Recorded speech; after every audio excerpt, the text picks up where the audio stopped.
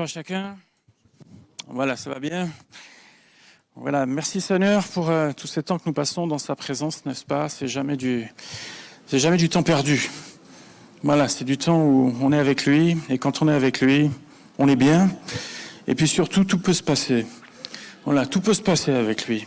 Et c'est ça qui est extraordinaire. Les cœurs brisés sont restaurés, reconstruits.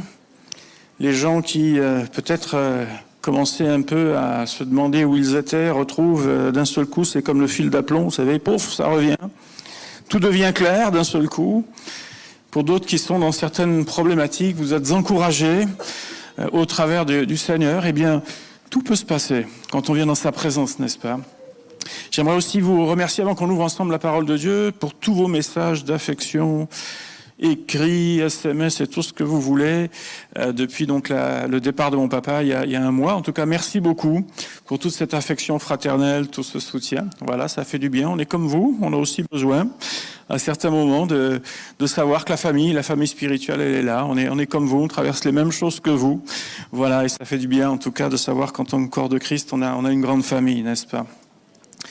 J'aimerais ce matin qu'on puisse voir un personnage qui s'appelle Onésime, qui est un homme qui est devenu utile.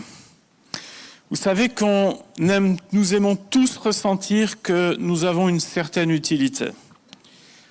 On se sent utile lorsque nous contribuons à quelque chose qui nous tient à cœur. Et on en mesure bien sûr l'avantage, les avantages, tous les bénéfices que ça apporte, et ça nous fait du bien. Et il y a une même grande satisfaction à se sentir utile. En revanche, se sentir inutile, c'est plutôt dévalorisant, n'est-ce pas? C'est même décourageant. On dit que je sois là, que je sois pas là, que je fasse les choses, que je les fasse pas, ça change rien. Alors à quoi ça sert?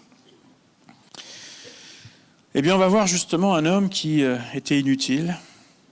En tout cas, c'est comme ça que c'est donné dans la parole de Dieu, qui s'appelle Onésime, et qui est devenu un homme utile. On va aller dans Philémon. Alors, Philémon, il n'est pas facile à trouver. C'est juste avant la lettre aux Hébreux. Alors là, c'est quand même un indice. Voilà, Philémon. Il ne faut pas le louper, c'est juste une page. Demandez pas le chapitre et il n'y en a qu'un. Et on va lire les versets 10 et 11.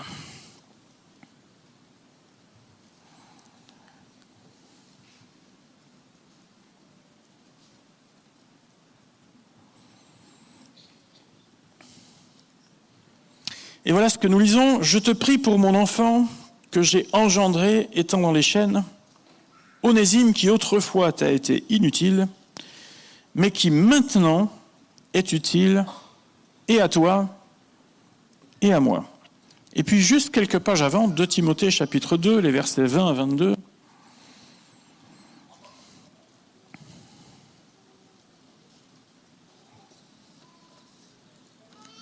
2 Timothée 2, 20 à 22.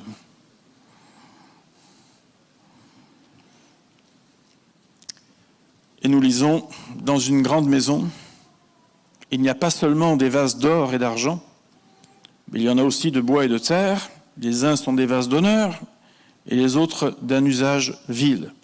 Si donc quelqu'un se conserve pur en s'abstenant de ces choses, il sera un vase d'honneur, sanctifié. » Puis après, c'est écrit « utile à son maître, propre à toute bonne œuvre, fuit les passions de la jeunesse et recherche la justice, la foi, la charité, la paix avec ceux qui invoquent le Seigneur d'un cœur pur. » Amen.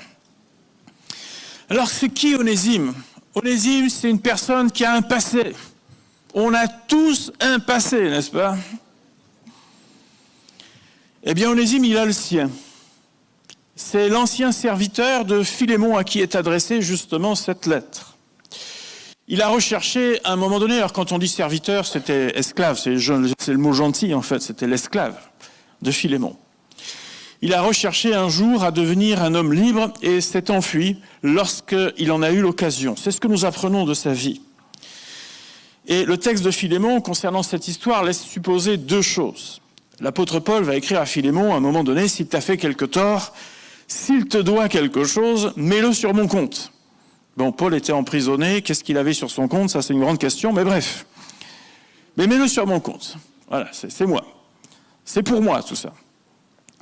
Ça laisse supposer soit le manque à gagner de la perte de son esclave, ou alors, c'est que peut-être, en s'enfuyant, il a aussi peut-être pris quelques biens de son maître pour assurer ses déplacements pendant, en tout cas, quelque temps. Voilà ce que ça laisse supposer. La fuite l'a amené à faire un périple d'environ 1500 km, c'est-à-dire de Colosse, il est allé jusqu'à Rome. Environ 1500 km. On ne parle pas d'une petite fuite de quelques kilomètres, on parle quand même de tout un périple, imaginez avec les moyens de l'époque, le temps même que ça lui a pris pour faire ces 1500 km sans se faire repérer et tout ce que vous voulez. Le but pour lui était certainement de passer inaperçu dans cette grande cité qu'était Rome à l'époque. Mais à Rome, il va trouver une autre liberté. Lui qui fuyait pour ne pas être repris, mais qui avait cette liberté qu'il souhaitait, et comme tout esclave, je pense, voulait l'avoir, il va trouver une liberté qu'il ne connaissait pas jusque-là. À ce moment-là, Paul est donc emprisonné à Rome, et Onésime va rencontrer Paul. Et la conversation entre les deux ne va pas tourner autour bon, écoute Paul, toi t'es quelqu'un qui a voyagé, bah moi aussi maintenant, donc 1500 km, on a vu quand même pas mal de peuples, on a mangé plein de plats différents, on a vu des choses, voilà, de ci, de là, donc écoute, on va échanger là-dessus, tu vois. On va quand même se faire part de ce que tu as préféré dans toutes ces choses-là, dans les coutumes, etc. En réalité, la conversation, pour l'apôtre Paul, je ne dis pas qu'ils n'ont pas parlé éventuellement d'une chose ou deux, mais ce que l'apôtre Paul, bien sûr, a voulu faire, comme il l'a fait partout où il en avait l'occasion, c'est de lui annoncer la voie du salut. L'espérance qui est en Jésus-Christ. Il a voulu lui communiquer cette foi qui lui-même l'anime. Paul enchaîné, Paul certainement priant, intercédant, les églises intercédant pour que Paul sorte, etc. Enfin bref, et que sa situation puisse évoluer. Mais lui, il annonce le salut et la liberté qui est en Jésus-Christ. Et Onésime croit et reçoit le pardon de ses péchés. Il reçoit Christ dans sa vie et il comprend que la pseudo-liberté qu'il a aujourd'hui dans sa fuite n'est rien à côté de la liberté qu'il peut avoir en Jésus-Christ. Et en recevant Jésus-Christ dans son cœur, une vraie liberté vient dans sa vie. Il devient une personne nouvelle, transformée par Dieu. Et ses aspirations, même personnelles, changent. Elle change. Onésime, lui qui était la personne sur qui donc on ne pouvait pas compter, la personne qui a fui, la personne qui, le fugitif, est devenu quelqu'un qui a rendu des services à Paul. Alors certainement, on ne sait pas quel genre de service, mais on peut imaginer que peut-être il lui a amené de quoi écrire à certains moments.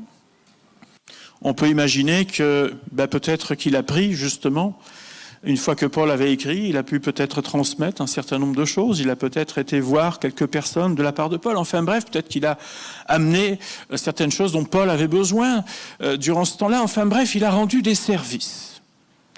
La Bible ne nous dit pas qu'il a ouvert 15 églises, non, juste il a rendu des services, il a été précieux pour l'apôtre Paul. Et certainement que dans leur conversation, on n'a pas tout le détail, mais à un moment donné, ils vont s'apercevoir qu'ils ont une connaissance en commun à 1500 km. Et je ne sais pas comment vous appelez ça la providence de Dieu, vous appelez ça l'humour de Dieu, vous appelez ça ce que vous voulez. Mais vous qui êtes un peu scientifique peut-être pour quelques-uns dans la tête, donnez-moi le pourcentage de chance à l'époque pour que à 1500 km, Onésime tombe justement sur Paul, qui connaissait la même personne que lui, avec qui il avait quand même un arriéré. On est d'accord pour dire que la chance est minime quand même.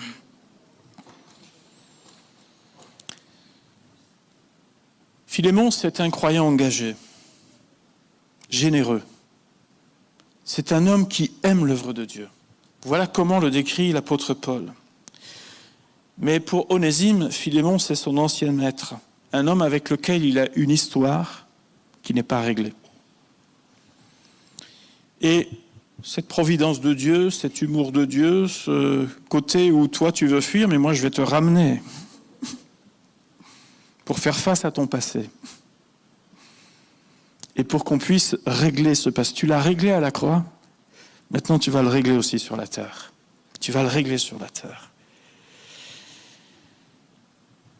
L'apôtre Paul va mettre tout son poids dans cette lettre pour renouer ce lien, non plus dans un rapport de maître à esclave, mais de frère à frère dans la foi en Jésus-Christ. D'un homme inutile, Dieu a fait de Onésime un homme utile. Et je crois que l'apôtre Paul est un homme qui était bien placé pour pouvoir adresser justement cette requête. S'il a pu plaider sa cause, c'est parce que dans un autre registre, l'apôtre Paul avait aussi un passé chargé, duquel Dieu l'a sorti. Paul est cet homme qui avait même combattu les chrétiens, qu'il considérait comme une secte nuisible dont il fallait absolument se débarrasser, jusqu'au jour où Christ s'est révélé à lui. Et ce jour-là, il a totalement changé sur le chemin de Damas. Il a abdiqué et compris qu'il faisait fausse route. Et à partir de là, sa vie n'a plus jamais été la même. Sa vie a été consacrée à la vérité. Et de nuisible, lui-même, il est passé à utile. Et donc, il comprend. Il comprend que Onésime a aussi un passé un peu lourd, mais duquel il peut s'extirper, duquel il peut se sortir, duquel les choses peuvent être différentes, particulièrement parce que la personne avec qui il a eu un souci est un croyant également. Alors si on peut plus se pardonner dans la famille de Dieu, mais où va-t-on ? Où va-t-on ? Vous savez également que parfois dans ce côté utile, il nous arrive, un peu à l'image de Gédéon, vous savez, dans l'Ancien Testament, de dire « Oh, mais moi, je suis le plus petit parmi les plus petits. Je suis insignifiant. » Mais Dieu lui dit « Écoute, toi, tu es un vaillant héros. » Il dit « Écoute, Dieu, je sais que tu étais là avant même la fondation du monde, mais peut-être à un moment donné, il va falloir commencer à mettre des lunettes. C'est pas ce que je vois. C'est pas ce que je suis. » Mais Dieu ne s'est pas trompé, bien entendu. Il ne s'est pas trompé. Et Dieu va conduire cet homme au travers de plusieurs expériences à comprendre que quand Dieu est là, tout est possible et tout peut changer. Juste ce que Dieu demandait à Gédéon, il avait besoin que d'un oui de la part de Gédéon. Il n'avait pas besoin de lui dire « Donne-moi ton CV, montre-moi tout ce que tu as fait dans toutes les années précédentes, montre-moi toute ton expérience, montre-moi tout ça. » Non, Dieu n'avait pas besoin de ça. Juste tu me dis oui, et après on y va. Et tu vas voir que ça peut changer. Notre engagement de vie avec Dieu nous rend à tous serviteurs et servantes de Dieu. Est-ce qu'on réalise ça ? Que nous sommes sauvés par la grâce de Dieu. Nous avons accès auprès du Père. Dieu nous chérit, Dieu est avec nous tous les jours de notre vie. Le Seigneur nous fortifie, le Seigneur est notre rempart, notre forteresse. Il est celui qui nous abreuve, il est celui qui nous encourage. Il n'y a pas de souci avec tout ça. Les ressources de Dieu sont inépuisables. Et ça, je crois que ça ne doit jamais quitter nos têtes. Quelles que soient les circonstances, les ressources de Dieu sont inépuisables. Mais ce qui est encore plus étonnant, c'est que de gens inutiles, de gens parfois qui étaient opposés à la foi, des gens qui ont fait, pardonnez-moi, mais les 400 coups des choses dont nous ne sommes pas fiers, Dieu est capable d'en faire des serviteurs et des servantes. Et c'est le cas pour nous tous. Inutiles, nuisibles, à utiles dans les mains de Dieu. Nous sommes dans le camp de celui qui n'échoue jamais. Nous pouvons tous, malgré notre parcours, passer de cette inutilité à ce côté insignifiant, à dire, eh bien, je suis disponible entre les mains de Dieu à chaque instant. Et on peut se laisser étonner par ce que Dieu fait au travers de notre vie. Et ce n'est pas toujours une question, vous savez, de temps, d'heures, etc. N'oublions pas que nous sommes le reflet simplement de la personne de Jésus. Ça ne vous demande aucun effort.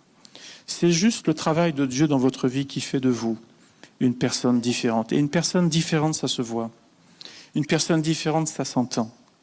Une personne différente n'a pas besoin de prouver sa fiabilité. On dit telle personne, c'est bon, il n'y a pas de souci. On n'a pas besoin, c'est juste le reflet de Dieu dans notre vie qui peut changer quelque chose dans la vie de quelqu'un qui cherche le Seigneur. Notre joie à nous, c'est celle de pouvoir contribuer à ce que le nom de Jésus soit connu et reçu dans les cœurs, comme l'apôtre Paul. L'apôtre Paul aurait pu se trouver 10 000 excuses en train de dire bon, écoutez, avec ces chaînes, qu'est-ce que vous voulez que je fasse? C'est la fin de la fin de la fin. C'est le bout de mon voyage, je suis à Rome. Mais l'apôtre Paul, même avec l'absence de liberté, même avec ses contraintes personnelles, a dit, moi je continue à parler de celui qui est au-dessus de tout. Et si on regarde bien, on a tous quelque chose dans notre vie qui, entre guillemets, ne va pas comme on veut. Il y a toujours un point, il y a toujours des choses dans lesquelles on dit, ah Seigneur, j'ai besoin que ça change. Seigneur, interviens s'il te plaît. Seigneur, donne-moi la patience. Quand est-ce que ce sera fini, telle et telle chose? On a tous quelque chose comme ça, mais ça ne doit pas nous empêcher de dire, eh bien, Seigneur, tu es malgré tout au-dessus de tout. Malgré mes contraintes, malgré les difficultés, malgré les choses même que je ne comprends pas. Seigneur, tu restes Dieu. Tu restes le Seigneur. Alors, dans cette histoire, on pourrait se demander, mais moi, Onésime, c'est Onésime, il a eu sa trajectoire là, et puis l'apôtre Paul va bien l'aider pour pouvoir repartir avec sa vie. Mais moi, qui suis-je? Quelle sorte de vase je suis? Vous savez qu'il y a au sein du corps de Christ une très grande diversité et une très grande richesse. Notre difficulté ou la difficulté de quelques-uns, c'est de pouvoir trouver notre contribution, de pouvoir trouver notre voie. En quoi je peux être, Seigneur, utile? En se disant parfois, mais il y a tellement de gens plus compétents que moi, qui font les choses tellement mieux que moi. Et parfois, le Seigneur veut te dire, moi, je veux les faire aussi avec toi.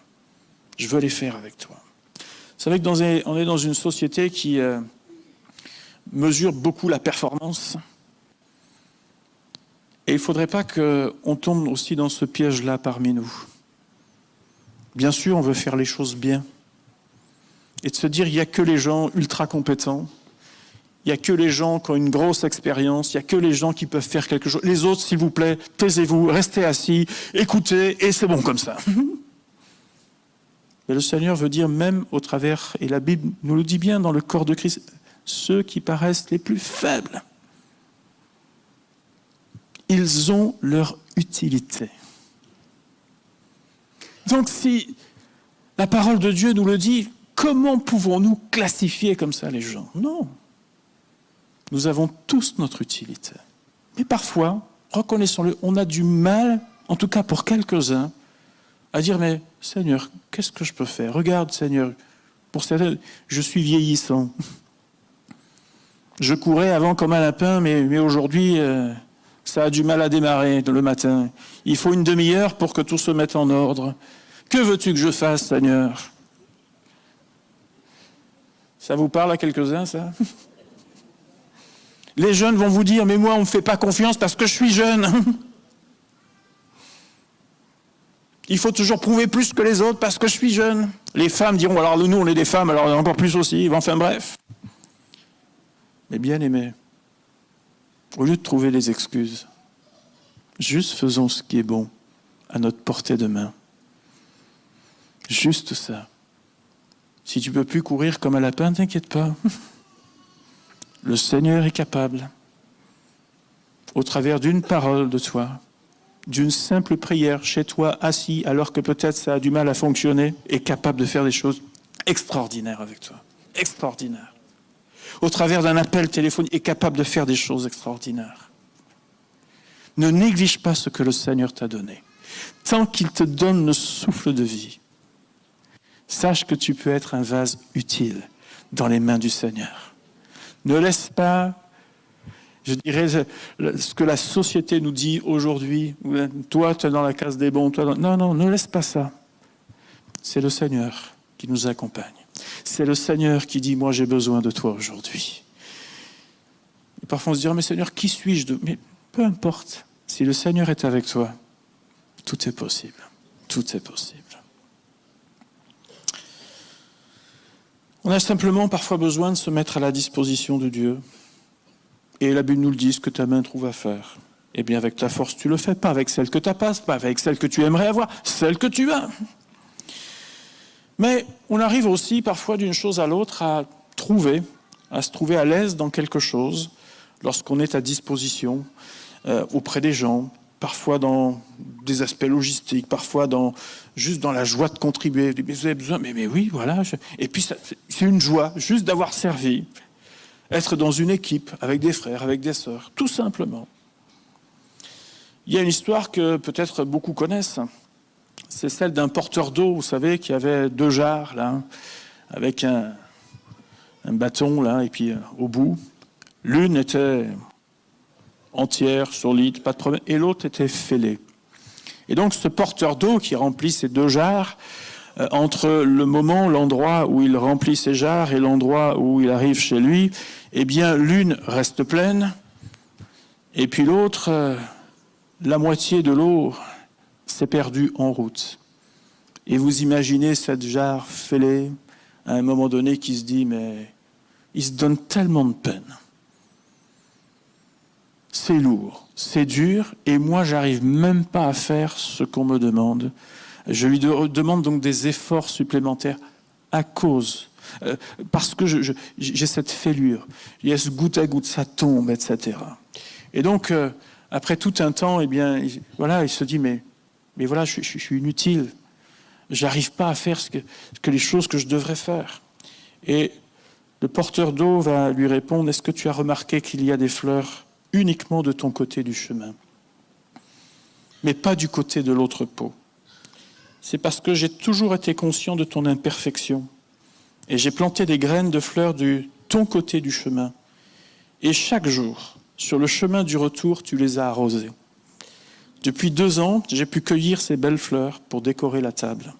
Sans toi, simplement tel que tu es, il n'y aurait pas cette beauté pour embellir la maison. Voyez-vous, même de nos imperfections, Dieu est capable de faire des choses. Si on cherche bien, on est tous un peu des vases un peu fêlés. J'ai pas dit qu'on était fous. Il est insultant ce matin, le pasteur.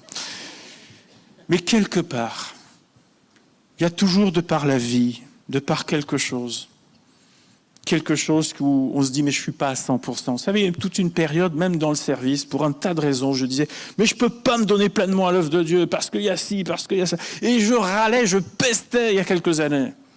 Et puis j'ai compris une chose, c'est que parfois c'est dans notre faiblesse que Dieu se manifeste. Dieu n'a pas besoin d'un super-héros qui est capable d'en faire 10 fois plus que Dieu a juste besoin de quelqu'un de disponible. Et dans notre faiblesse, dans nos imperfections, Dieu est capable de faire des choses merveilleuses et magnifiques. Si simplement on veut rester ce serviteur et cette servante dans les mains de Dieu. On peut être aussi aidé par ce qu'on appelle des facilitateurs. Paul en a été un pour Onésime. Il a été un véritable intercesseur pour lui. Il aurait pu se dire, bon écoute, vu ton passif, je vais te garder avec moi parce qu'ailleurs, ça ne va pas le faire. Mais il a facilité.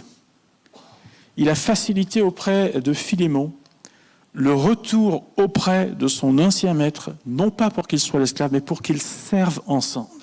L'œuvre de Dieu, elle va loin, n'est-ce pas? Elle va loin. Apollos l'a été un jour pour Jean-Marc. Vous vous souvenez, quand même, Paul n'en voulait plus. Il dit, oh, celui-là, il nous a lâchés, allez hop. Nous, on veut que des bons. Mais quelques années plus tard, l'apôtre Paul a reconnu l'utilité de Jean-Marc. Comme quoi, les gens peuvent changer. Ils peuvent changer. Jésus, il a été et a facilité également tous les disciples qu'il a eus avec lui. Il leur a ouvert la voie et on peut dire qu'après, ils ont fait un sacré travail, n'est-ce pas? Alors que, je dirais spontanément, nous disions oui au Seigneur ou que parfois quelques personnes facilitent. Vous savez, quelques-uns, surtout il y a des gens, là, ils sont bien cachés. Il y a de temps en temps, il faut dire « Eh oh, tu viens avec nous un peu ?» et voilà, il y a des tempéraments comme ça, il faut aller les chercher. Mais peu importe, que l'on spontanément vienne vers Dieu ou bien qu'on ait un facilitateur, l'important c'est qu'à un moment donné, on se mette en route avec Dieu. Et une fois qu'on est en route, c'est ce qu'on appelle s'y consacrer. Se consacrer, c'est s'investir. Et se consacrer, c'est vraiment un choix qui est volontaire, qui nous engage vis-à-vis de Dieu, qui va parfois nous prendre un peu de temps. Il ne s'agit pas d'être sous l'eau, bien entendu, mais un peu de temps, un peu d'énergie, parfois de nos propres ressources, dans la mise à disposition. Mais c'est pouvoir dire, c'est bien Seigneur, oui, je suis disponible pour toi et avec toi. Et puis chercher à nous améliorer sans cesse. Vous comme moi, on est des êtres très perfectibles, n'est-ce pas?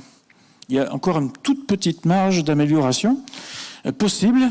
Bon, ce tout petit pourcentage qui nous reste encore, hein, enfin bien plus, hein, je crois, eh bien Seigneur, je vais apprendre à faire mieux. Même si peut-être on fait, je vais apprendre à faire mieux avec le temps. Et prendre peut-être comme modèle des personnes qui ont une certaine expérience. Prendre comme modèle des gens qui quelque part, nous inspirent par le modèle qu'ils sont. Même l'apôtre Paul a pu dire, bien, soyez mes imitateurs comme je le suis moi-même de Christ. Il y a des gens qui sont dans certains domaines des modèles. Et que le Seigneur, bien, nous aide à prendre ces modèles, non pas comme des modèles parfaits, parce que le seul parfait, c'est Jésus-Christ, mais comme des choses qui vont nous aider à progresser, tout simplement. Une chose qui est importante, là, pour nous tous, lorsque nous sommes, vous savez, au service de Dieu, d'une façon ou d'une autre, c'est de pouvoir avoir ce qu'on appelle du retour. Le retour contribue grandement à nous encourager. Il contribue grandement parfois à rectifier certaines choses. Généralement, quand quelque chose ne se passe pas bien, vous savez, la foudre est jamais bien loin. Voilà. Mais quand ça se passe bien, c'est comme si c'était normal. C'est comme si, écoute, voilà. Non, mais si vous avez été béni au travers de quelqu'un, mais dites-lui. Rassurez-vous, ses chevilles ne vont pas passer de ça à ça du jour au lendemain. Et il va apprendre à gérer, si jamais vous le dites trop souvent, mais ne jamais le dire. Mais il y en a des fois qui se disent, mais alors est-ce que je suis inutile? Donc je crois que c'est important simplement de remercier quelque part Dieu au travers de quelqu'un qui vous a fait du bien.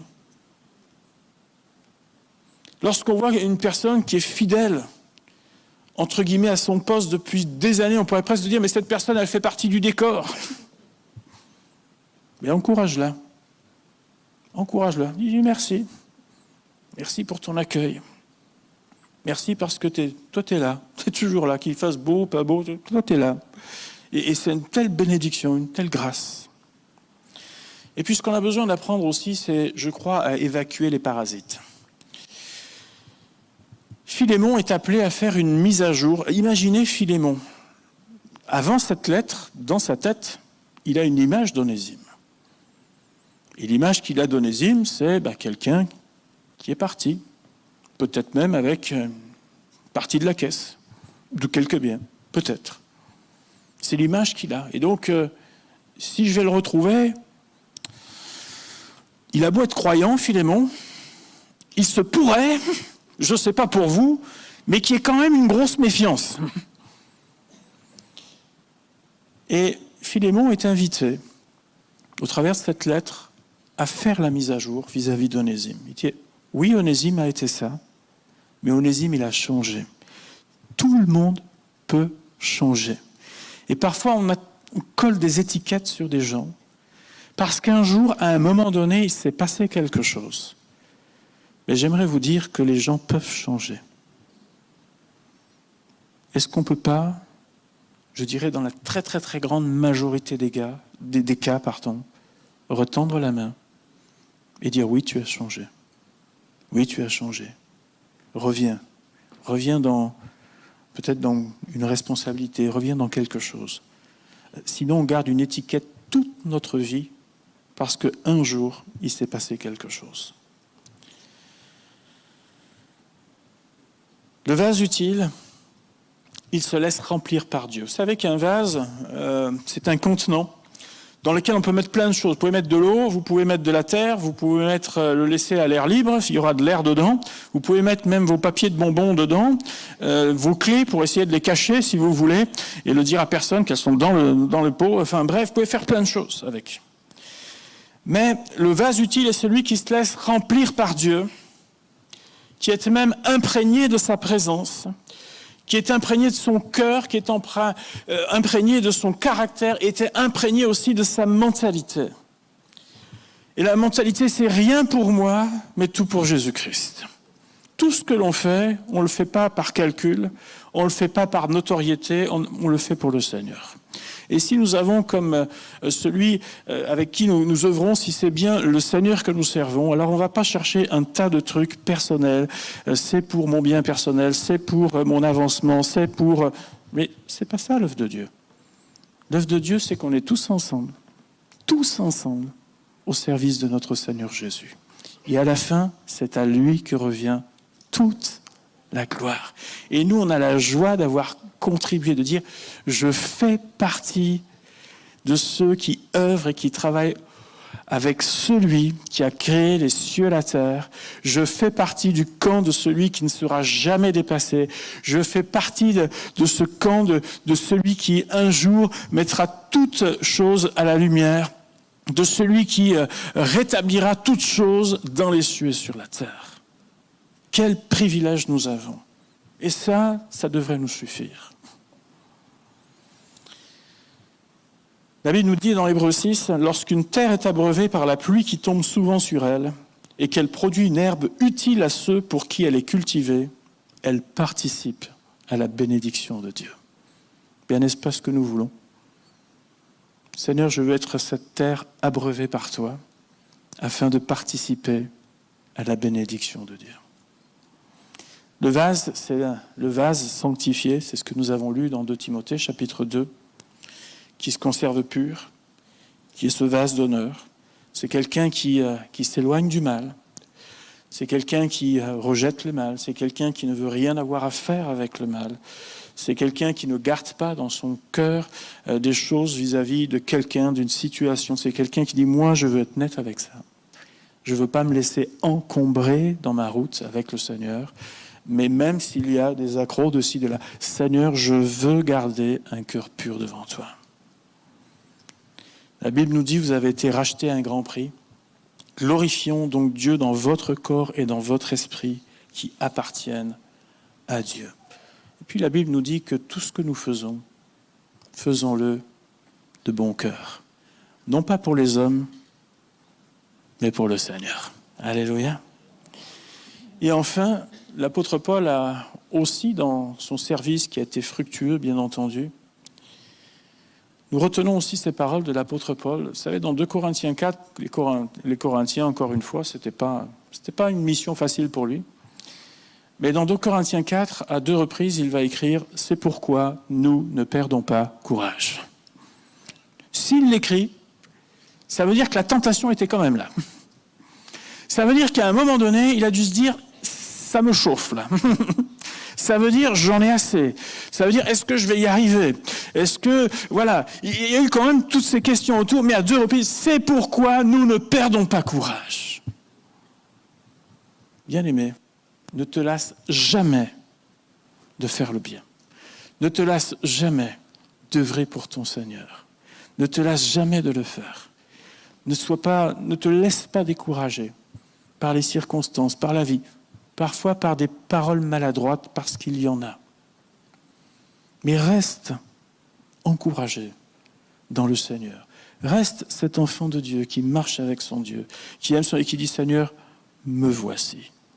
Alors si Onésime, qui a été serviteur inutile, qui est devenu utile, si Paul, qui a été nuisible, est devenu utile, si Gédéon, qui lui se disait « Oh là là, pas moi », est devenu utile également, eh bien, nous pouvons également être ces personnes, ces enfants de Dieu, utiles dans les mains du Maître, utiles dans les mains du potier. Bien-aimé, tu le peux également. Et j'aimerais t'encourager et nous rappeler ensemble que ce n'est pas une question d'âge, mais c'est une question d'engagement de cœur avec le Seigneur. Même une petite fille dans l'Ancien Testament, au temps d'Élisée. Alors on pourrait dire, elle s'est un peu trompée, parce qu'elle dit, oh, s'il pouvait voir le prophète. On aurait aimé lui dire, écoute, petite, dis plutôt le Dieu du prophète, tu vois, ça aurait été mieux. Mais même dans son imprécision, le Seigneur s'en est servi. Et parfois, oui, on ne fait pas les choses parfaitement, mais Dieu, lui, est là, il est présent, n'est-ce pas? Et il peut faire des choses merveilleuses avec chacun d'entre nous. Bien-aimés, ne néglige pas ce que le Seigneur t'a donné. Ne néglige pas qui tu es dans le Seigneur. Et il se peut qu'aujourd'hui même, dans les jours à venir, alors que nous nous mettons entre les mains du Seigneur, eh bien le Seigneur, que tu le saches ou que tu ne t'en rendes même pas compte, il se peut que le Seigneur dise « Moi j'ai besoin de ce vase-là aujourd'hui ». Et c'est vous qui allez être cette personne au travers de qui le Seigneur va faire quelque chose. Bien-aimés, tout est possible avec lui. Je veux être, nous voulons être des serviteurs et des servantes utiles dans les mains du Seigneur. Alléluia. Seigneur, nous te prions ce matin afin que tu nous aides tous autant que nous sommes à être ces gens utiles entre tes mains. On veut reconnaître nos imperfections. On veut reconnaître nos difficultés. On veut reconnaître que parfois, oui, il y a bien des contraintes sur nos vies. Mais Seigneur, on veut juste te dire, nous voulons être avec toi, refléter qui tu es. Te dire, Seigneur, nous voici. Et Seigneur, nous savons que tu es capable de faire tellement au-delà de ce que nous pouvons penser et imaginer, même avec les gens qu'on pourrait dire qualifiés de plus simples, Seigneur. Et je veux te louer et te prier pour que nous ayons conscience de tout ce que tu peux faire avec chacun d'entre nous. Seigneur, sois loué, sois béni. Je te prie d'encourager chacun dans sa vie personnelle avec toi, à savoir regarder en haut, Seigneur, toujours parce que tu es là. Veuille encourager les gens découragés en ce moment. Veuille les aider à reprendre pied, à reprendre vie ce matin, dans le nom de Jésus. Amen. Amen. Soyez bénis.